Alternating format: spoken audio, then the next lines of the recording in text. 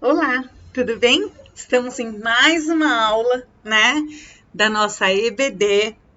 E eu vou colocar, assim como a primeira aula, Doutrina da Mordomia Cristã, que eu coloquei desse novo livro que nós estamos seguindo, que é Cristão em Tempo Integral. Eu vou colocar novamente um, um formulário com algumas questões, um pequeno quiz, tá? Para vocês responderem. E vou pedir para que vocês participem. O último que eu coloquei, ninguém preencheu. Poxa! Eu coloquei nos comentários do vídeo, desse próprio vídeo que vocês estão assistindo aí no Facebook da aula, e também no JPC, no grupo, e na EBD, no grupo, tá? Eu vou colocar nos três novamente para que vocês respondam as perguntas dessa aula, tá? Participem. Para mim é fundamental que vocês participem, até para que a gente tenha ideia, né, se o perfil de aula tá agradando a vocês ou não. De repente a gente busca um outro tema, um outro título, né? Mas o objetivo é que vocês participem, né? Porque as lições que nós aprendemos aqui, elas são fenomenais, elas têm sido uma bênção. Nós terminamos o livro Tudo Entregarei, que já foi super bacana, com temas assim desafiadores, e agora a gente entrou no livro Cristão em Tempo Integral, que também é uma bênção, é um livro maravilhoso. Hoje eu vou dar para vocês a aula do estudo 4. Você é importante para Deus? E aí? Você acha que você é importante para Deus? O que você pensa sobre o amor de Deus por você? E o que você busca conhecer de Deus? Você busca saber o que Deus tem guardado para você, para a sua vida? Você busca, né, compreender qual é a sua missão no ministério, no reino dele? Então, hoje a lição ela vai trazer algo nesse sentido. Você é importante para Deus? Vamos lá. Deus ama você. Sim, Ele ama você e Ele ama a mim. Conceituar o amor não é uma tarefa fácil, não. É bem difícil. Genericamente, o amor é uma afeição especial por alguém que nos dá alegria. É satisfação, prazer. Quem ama deseja estar perto da pessoa amada, desfrutar da sua companhia, agradar-lhe, fazer bem, né? Cuidar, promover felicidade. Mas quando nós recorremos à Bíblia, lá em 1 Coríntios 13, vai dizer, né?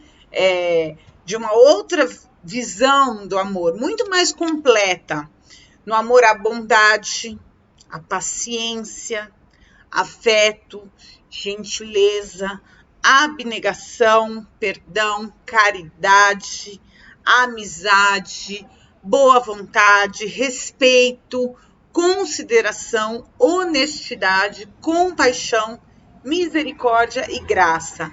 Praticamente, a ideia do amor é você se colocar na posição da outra pessoa, né? A gente aprende a amar a Deus sobre todas as coisas e ao próximo como a si mesmo. Então, essa ideia de o próximo como a si mesmo é tudo que você tem de carinho para consigo, todo cuidado, todo afeto, né?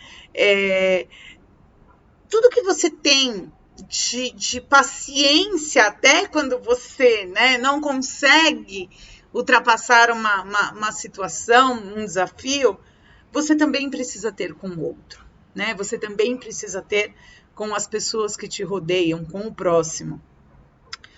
Segundo Gary Collin, o doutor famoso psicólogo cristão, ele diz que o ser humano tem necessidade de ser amado. Quando o ser humano não se sente amado, ele pode adoecer, seja emocionalmente ou até fisicamente. Por quê?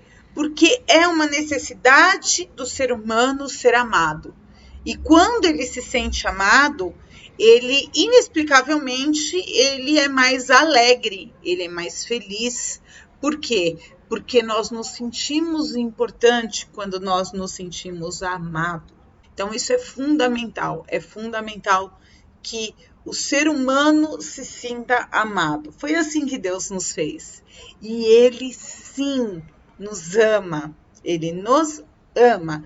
E aí a gente vai conhecer um pouquinho sobre o amor de Deus. O amor de Deus, ele não tem fim. Ele é uma fonte inesgotável, né? E é triste porque às vezes muitos crentes não se sentem amados por Deus, eles não sentem este amor. E eles acabam participando das atividades do reino de Deus, mas como se fosse um processo de obrigação. Não tem que ser assim. Por quê? Quando a gente segue uma rotina por obrigação, ela não tem um prazer na nossa vida, ela não tem uma alegria. Mas quando nós fazemos porque nós nos sentimos amados, porque nós nos sentimos importantes, aí ela tem outro perfil de atuação, outro perfil no agir. Nós fazemos com alegria, porque nós nos sentimos importantes. Essa é a diferença. Quando nós servimos a Deus, nós servimos porque nós sentimos o quanto Ele nos ama. Nós compreendemos esse amor dEle e nos sujeitamos, né? Nos submetemos ao amor dEle para conosco. E por conta disso, nós fazemos tudo com muita alegria. É assim que deve ser, porque nós sabemos o grande amor dEle. Vamos ler lá em Jeremias 31:3, quando Deus chama a nação de Israel. O Senhor lhe apareceu no passado, dizendo: eu a amei com amor eterno, com amor leal a atrair. Ele atraiu para si, né? Deem graças ao Senhor, porque Ele é bom. O seu amor dura para sempre. Salmo 136:1. E outra passagem que ainda vai falar do amor de Deus para conosco. O amor do Senhor Deus não se acaba e a sua bondade não tem fim. Este amor e esta bondade são novos todas as manhãs. Olha que bênção! E como é grande a fidelidade do Senhor. Lamentações 3, 22 e 23. A gente está falando da lição de amor e nós acabamos de entrar na campanha de missões nacionais que traz justamente o tema amor, porque Ele me amou. Olha que lindo! E aí o versículo tema é: nós amamos porque Ele nos amou primeiro. 1 João 4:19. Esse texto está na nossa lição de hoje, está no nosso livrinho de hoje, porque nós só somos capazes de amar porque Ele nos amou primeiro. Foi Deus quem nos amou e que nos ensinou a amar também, né? Ele é uma fonte inesgotável de amor. E aí o seu amor não tem fim. Ele sempre nos ama, sempre nos amou e sempre nos amará. É passado, presente e futuro, né? A gente tem que ter essa certeza no nosso coração, que o amor de Deus é eterno. E aí a gente vai compreender o tamanho do amor de Deus. O tamanho do amor de Deus é grande, é enorme, né? O amor de Deus é muito maior do que as minhas falhas, do que os meus defeitos, os meus erros, os meus tropeços. Ele é muito maior do que tudo isso. É tão grande que pode ultrapassar qualquer barreira. Nada pode nos separar do amor de Deus, né? A gente já vê isso em Romanos. É um amor que nunca se acaba. Então, nós precisamos, acima de tudo, estar seguros deste amor, que nós somos amados por Deus e que nós somos importantes para Ele. Vamos lá. Todavia, Deus, que é rico em misericórdia, pelo grande amor com que nos amou, deu-nos vida juntamente com Cristo, quando ainda estávamos mortos em transgressões. Pela graça, vocês são salvos. Efésios 2, 4 e 5. Não importa como você está se sentindo, não importa em que condição você esteja no dia de hoje. Não importa. Não importa se você errou demais, se você pecou demais, diz que aonde transbordou o pecado, superabundou a graça. E essa graça, ela transborda por conta do amor de Deus. Então vem com o seu coração da forma que está, porque é Ele que vai transformar o seu coração. É Ele que vai mudar todo o teu ser. E Ele, nesse grande amor, Ele tem uma missão para você, Ele tem um propósito para a sua vida. E para a minha também. Olha lá, em Salmos 36:5 diz: Teu amor, Senhor, chega até os céus e a sua fidelidade até as nuvens. Olha que linda essa passagem. Veja como é grande o amor que o Pai nos concedeu. Que fôssemos chamados filhos de Deus, o que de fato somos. Por isso o mundo não nos conhece, porque não o conheceu. 1 João 3:1. Quando o mundo, não é capaz de amar, é porque ainda não conheceu a Deus. Então, nós amamos porque nós conhecemos o Deus que nós servimos. O amor de Deus não é apenas um discurso. Não. O amor de Deus também é ação. Por quê? Porque o amor de Deus é real. Ele é real.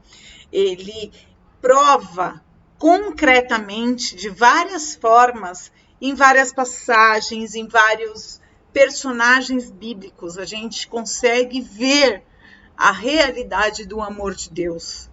Eu e você somos amados por Deus, e nós somos importantes para Ele. Olha lá, mas Deus demonstra o seu amor por nós. Cristo morreu em nosso favor quando ainda éramos pecadores. Romanos 5:8. Nisso está o amor.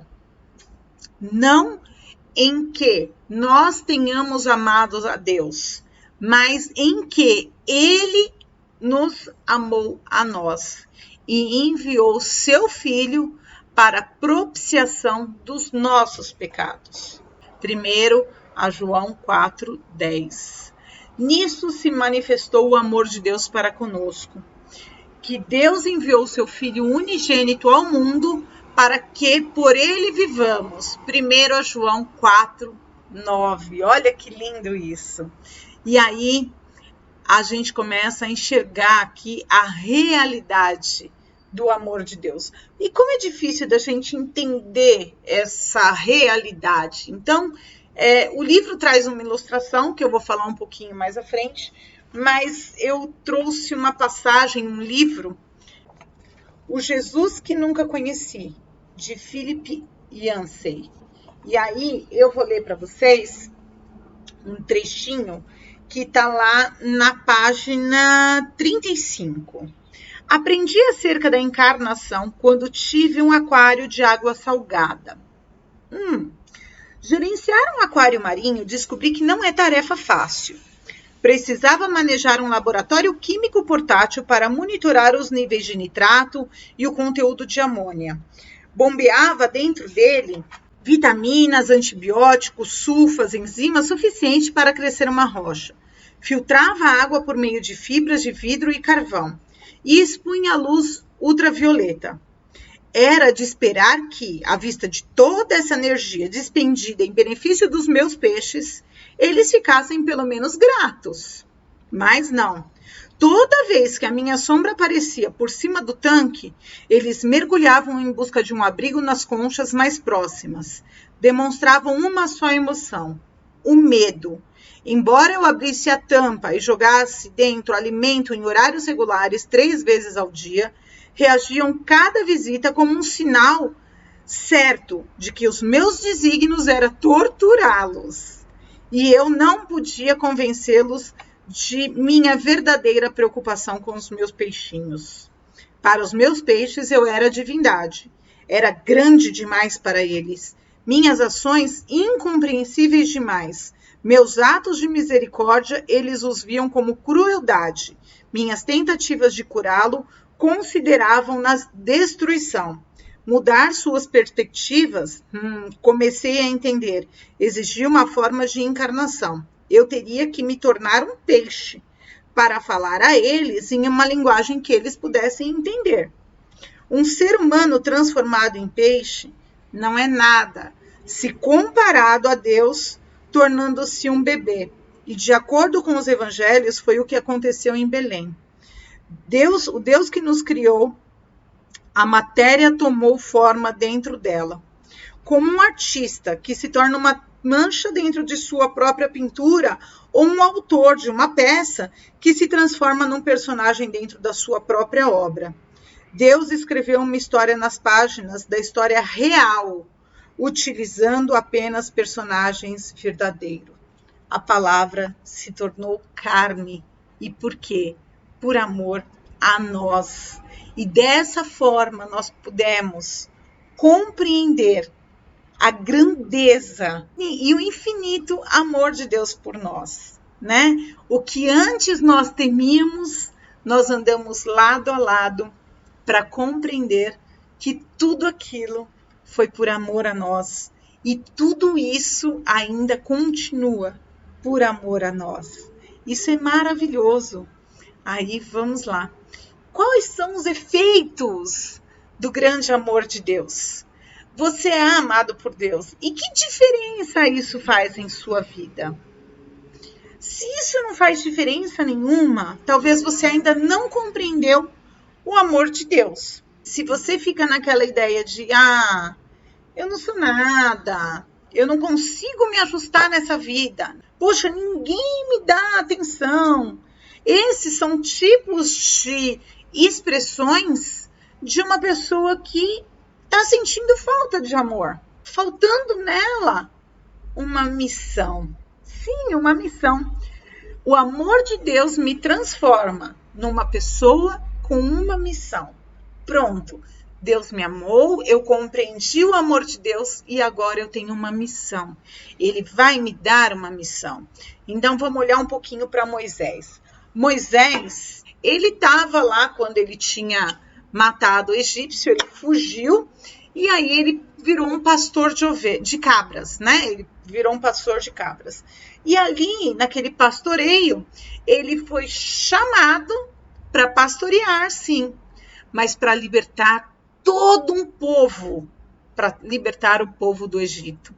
E a hora que ele libertou o povo do Egito, ele também pastoreou aquele povo. Então ele deixou de ser um simples pastor de cabras para se tornar um pastor de uma nação. Olha a diferença.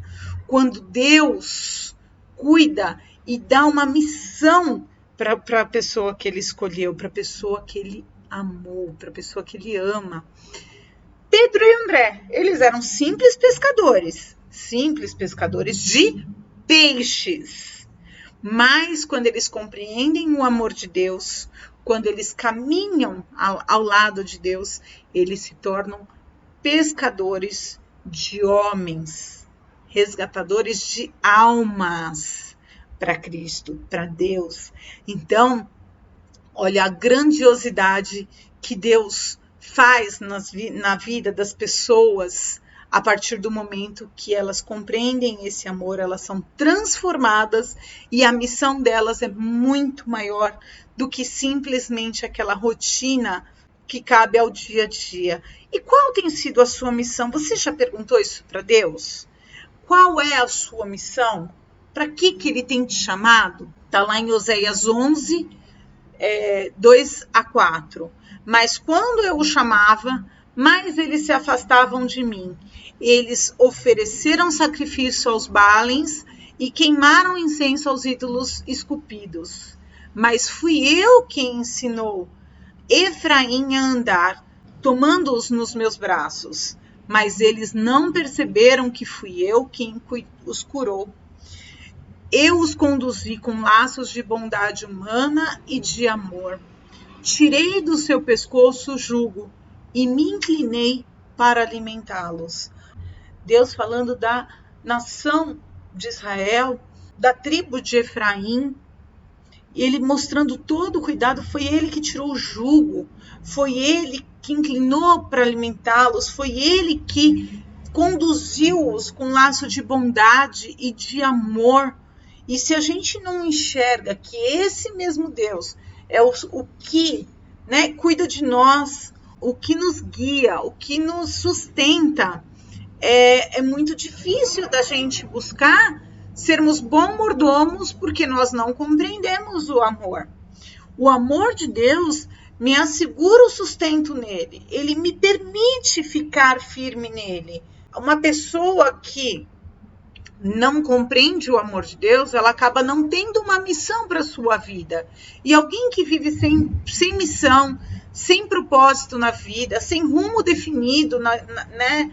Ela acaba sendo uma pessoa feliz, está incompleta, é um sentido incompleto.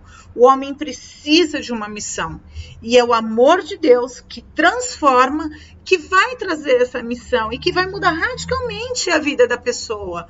Daí sim, ela vai ter a intenção de ser mordomo.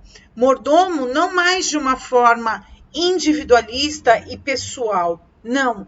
Mordomo de uma forma que vai acrescentar a vida de outras pessoas, vai transformar a vida de outras pessoas. O enfoque é muito mais amplo.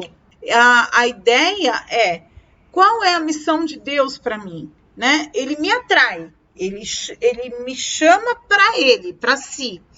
E quando ele me chama para si e eu atendo esse chamado, eu busco, né, inclinar meu coração, derramar o meu coração, e compreendendo a minha insignificância e a grandeza desse Deus que me ama, aí tudo se transforma. Muitas vezes Deus ele vai te chamar para uma grande missão dentro do seu próprio lar, dentro do seu trabalho, no meio do seu convívio, entre os seus vizinhos, no meio da sua família. Ele vai te chamar para uma missão onde você normalmente está inserido. Lógico que nós teremos os missionários que têm um chamado muito além, mas os chamados que Deus tem para nós, de imediato, é onde nós estamos inseridos. E nós precisamos já compreender que a missão, ela é constante, e ela é presente, e ela é próxima. O tempo todo nós temos uma missão. Então, preocupe-se primeiramente em se sentir amado por Deus. Ele nos atrai, né, de maneira natural, transforma o nosso coração e nos dá uma missão especial. O amor de Deus me assegura o sustento nele, né? Moisés e Pedro e André, não quer dizer que eles não tiveram problemas e dificuldades durante esse chamado, durante a missão deles. Sim, eles tiveram inúmeros problemas, grandes, sérios, né? O desafio de passar ali pelo faraó, né? Cada visita do faraó, cada risco que Moisés corria, Moisés e Arão ali, foi super difícil. Mas mesmo assim, a missão do Senhor permaneceu presente e se cumpriu. Assim como Pedro e André também, né? Pedro chegou ao final da vida sendo martirizado. Então, assim, a questão dos desafios, eles vão acontecer, né? Mas a questão é que, por saber o quanto Deus nos ama, nós fortalecemos a nossa fé, né? E aí, diante de cada dificuldade, Deus nos mantém sustentados nele. E é isso que precisa fazer a diferença na nossa vida. Ainda assim, no meio de todos os desafios, Moisés, Pedro, André e Paulo, e todos eles não se sentiram sozinhos em momento algum. Deus lhes garantiu a vitória, né? E a tal ponto que Moisés ele vai falar lá em Êxodo 15:2, o Senhor é a minha força e o meu cântico. Ele se tornou a minha salvação. Este é o meu Deus e eu o louvarei. Então, assim, mesmo no meio de muitos desafios, ainda assim, Moisés em momento algum se sentiu sozinho. Então, por que você e eu precisamos nos sentir? Não, Deus está conosco em todas as missões que Ele nos dá. Que nós tenhamos a certeza de que a missão é dele. Nós somos ferramentas, né, para praticá-la, que nós possamos ser bons mordomos nas missões que Deus nos dá. No livro, traz uma ilustração que eu gostaria de ler para vocês. A ilustração é assim: Roberto era pai de um adolescente de 16 anos. Era um comerciante não muito bem sucedido e tinha uma pequena barraca de frutas. Certo dia, ouviu falar de Cristo e o recebeu como seu único e suficiente Salvador.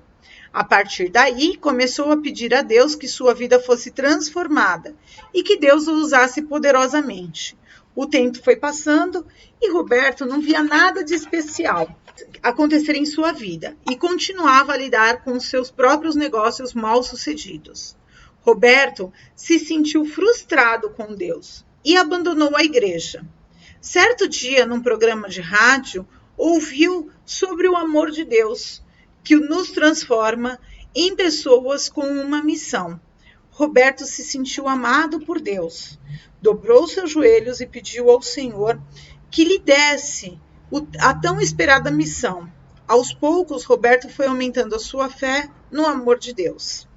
Certo dia, vendo seu filho, agora jovem, chegar em casa drogado, ele entendeu qual era a sua missão: ser um pai dedicado à recuperação do seu filho.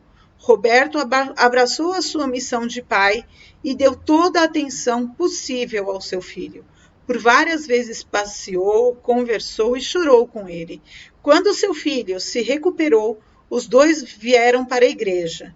Roberto deu seu seguinte testemunho: quando entendi que a missão que Deus tinha para mim era de recuperar o meu filho, a minha vida se transformou radicalmente. E hoje eu sou muito feliz. Ele precisou passar por um grande desafio, né? E esse desafio da missão de Roberto foi dentro do seu próprio lar. A missão que ele tinha era de resgatar a vida do seu próprio filho. Então, muitas vezes a gente não sabe qual é a minha missão, qual é a sua missão, mas Deus sabe. Então, cabe a nós dobrarmos o joelho e perguntarmos a Ele qual missão Ele tem para nós. Qual missão Ele tem para nós? Aonde Ele quer que nós atuemos? A todo tempo é um agir do Espírito Santo. Nós temos uma missão, nós somos amados por Deus e somos atraídos por Ele. Aí eu vou ler lá com vocês em Filipenses 2,13. Pois Deus é quem efetua em vocês tanto o querer quanto o realizar, de acordo com a boa vontade dEle. É Ele que vai atuar, a missão é dEle, nós somos ferramentas. Vocês não me escolheram, mas eu os escolhi para irem e darem frutos, fruto que permaneça, a fim de que o Pai lhes conceda o que pedirem em meu nome. João 15,16. E aí a gente já vai quase para a finalização da lição. Deus me deu uma missão. Ele me capacitará. O que eu sinto a respeito disso, o que eu penso a respeito disso. E o que eu pretendo fazer a esse respeito? Ele vai me capacitar. Eu preciso confiar que o Senhor vai me capacitar para a minha missão. Ele me sustentará. Em momento algum eu estou sozinho. O que eu penso a respeito disso, né? O que eu sinto a respeito disso. E o que eu pretendo fazer a respeito. Ele me atrai para perto dele. Eu sinto isso. O que eu penso sobre isso? E o que eu posso fazer em relação a isso? Isso são práticas que a lição nos dá como interrogações para que a gente possa refletir sobre a missão que Deus nos deu. Nos deu porque nos ama. Nos deu porque nós somos importantes para Ele. E aí eu encerro aqui com a aplicação. A minha mordomia tem como base o amor de Deus. Ele me chama para ser mordomo porque Ele tem uma missão especial para a minha vida. Posso ser bom mordomo porque Deus sustenta a minha vida e me capacita. Ser chamado para servir a Deus como mordomo é um privilégio, pois demonstra que sou importante para Deus e amado por Ele. Nunca duvide disso, né? Deus nos ama e Ele nos chamou para viver uma nova vida em Cristo, uma vida com propósito, uma vida com missão. Qual é a sua missão? Qual é a minha missão?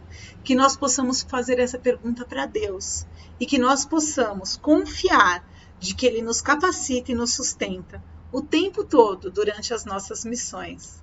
Deus abençoe vocês. Eu vou colocar as perguntas dessa lição num formulário que vai estar aqui, né, no link da nossa lição, e eu peço para que vocês respondam, para que a gente possa se sentir participando da mesma aula.